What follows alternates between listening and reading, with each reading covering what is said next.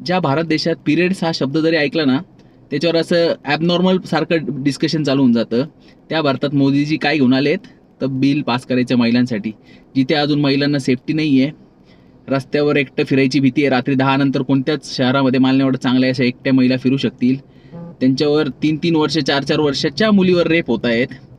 नंतरून तुम्ही हायवेला जर कुठे प्रवास करत असाल तर तुम्हाला साधी महिलांसाठी वॉशरूमची सुविधा नाही आहे.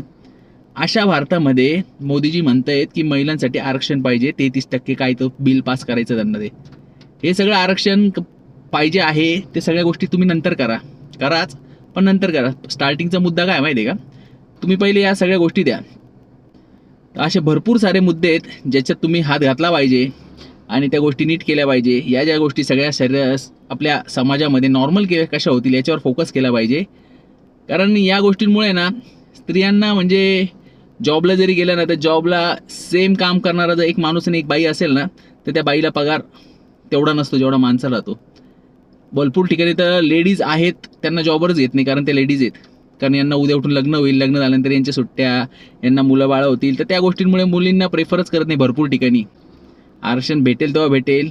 बस स्टँडला तुम्ही ST बसमध्ये 50% आरक्षण दिलं आणि त्या बस स्टॉपवर गेल्यानंतर ते वॉशरूम चांगलं आहे का कोणत्या तरी बस स्टॉपवरचं, याचा विचार करा आणि याच्यावर काम करा. आणि तुम्हाला काय काय वाटतं ना की कोणता मुद्दा अजून याच्यात ॲड झाला पाहिजे, कोणत्या गोष्टी महिलांना भेटल्या पाहिजे, त्या पण तुम्ही सांगू शकताय कमेंटमध्ये.